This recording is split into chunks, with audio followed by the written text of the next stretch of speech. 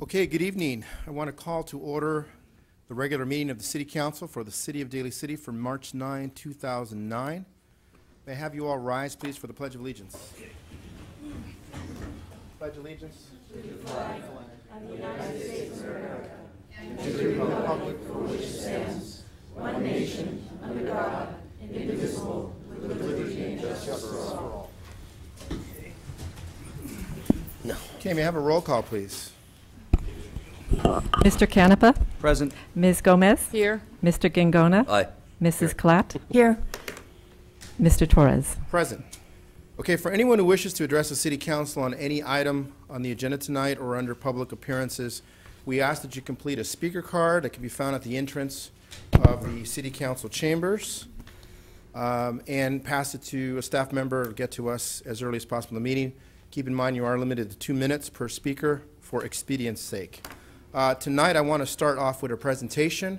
We have a presentation to the declaring American Red Cross Month. And who's going to meet me there? Or who's here for American Red Cross? Anyone from the American Red Cross? Going once? Mm-hmm. They must be like, They must not be here at the moment. They did confirm. There's a lady who's supposed to be here tonight. No I don't problem. recall her name. All right, we'll come back to that presentation. Before we get to the next approval, I'm going to ask the council to consider a motion to reorganize the agenda for tonight to move public appearances, oral communications to right after we approve the agenda, so it comes before consent agenda. Okay. So moved. Second. Okay, all in favor say aye. Aye. Aye. Okay. Excuse me, I'm running this meeting. Hold on a second, okay? I'm not going to take any shouting from the public today. None. So don't even think about it. Okay. Now, since we've approved the agenda to make the change, at this time, we're going to have public appearances, oral communications. Okay? So I have a stack of cards here. Why don't we start with the ones in order? I'll call them in order as I got them here. Okay? I think this was the order. Yep. Okay. First one is Gloria Ann Jones.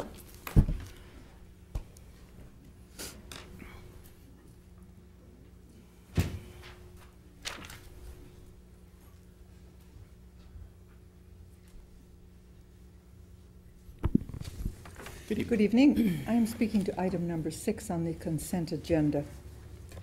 I think we all understand that the city needs to make cuts. Hold on a second. Can I stop you? I'm sorry. Yes, of course. Who's going to keep the time?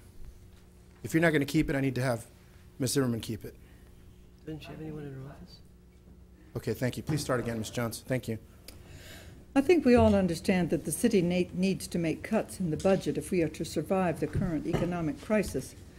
However, I see no mention of any salary reduction for any elected official save that of the city clerk, Mrs. Epona, not the city council, not the city treasurer. I also see no reduction in the salary of the city attorney or any department head or assistant. Finally, it would appear that no salary cut is contemplated for the city manager or her assistant. Department heads are paid a very good salary, and the city manager is paid a very handsome salary indeed at $250,000 per year. The present economic climate has reduced my own retirement income by 80%, and I am still afloat. Regular employees are taking a 5 to 10% pay cut through involuntary unpaid furloughs. Why do the city managers, department heads, and city council continue to be paid full salary if you are comfortable with taking away half of the city clerk's income? With regard to the city clerk, it seems specious to cut her salary by 50%, citing lack of municipal government experience as a reason. Our federal government routinely appoints and promotes persons with no federal experience and considers that their previous private sector experience makes them competent for the new job. Reducing her salary to that extent makes her lower paid than the South San Francisco and San Bruno city clerks, and indeed lower paid than her own staff, which is contrary to all union rules and the city service code. Taking away Mrs. Hipona's responsibility and authority over her own staff places the staff in the position of being open to all kinds of pressure to further undermine Mrs. Hipona's public effectiveness. I remind you that over 15,000 Daly City voters... Okay, thanks, Ms. Jones. That's all Thank right. you. May I finish my sentence? No, thank you. Okay, next, taken out of order, Annette Hipona, you wanted to talk on this.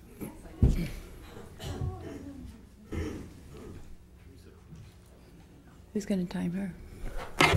I'm Annette Hipona, by the way. Item number 6, taken out of order. American citizen, and I have a right to speak on this issue. I checked on that. This resolution is specifically about permanently cutting my salary by $56,000.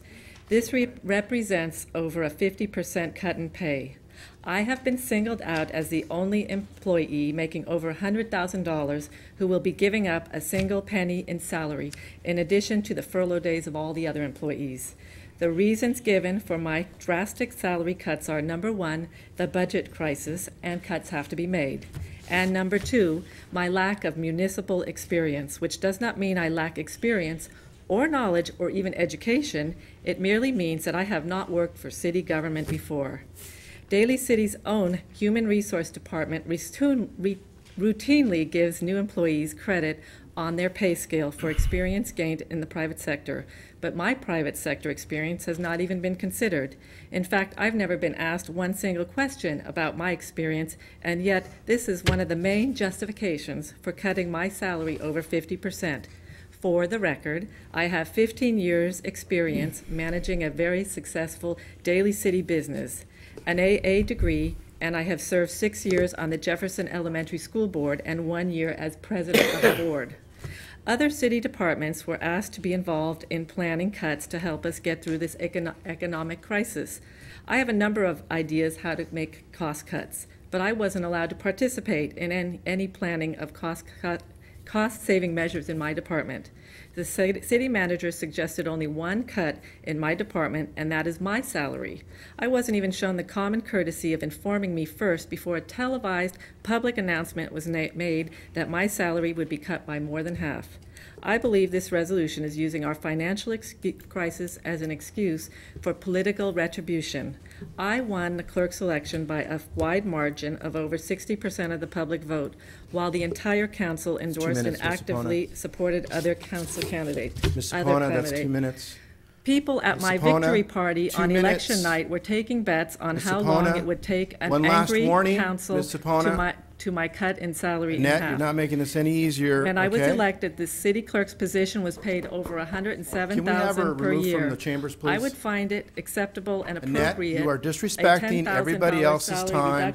You are disrespecting City Hall. You are disrespecting the measures that we try to enforce here. And I support can an ask you again additional to please stop mandatory talking. 10% across the board and all salaries over $10,000. I have been informed by the city clerk. Ms. Hipona, can you please stop? Thank you. Please sit down, okay? We gave everybody 2 minutes. You because- yourself said. Because I know this nice gentleman and he's asking nicely, I will take my seat Great, up there. thank you very much. Okay, Von Jones. Can somebody finish my speech?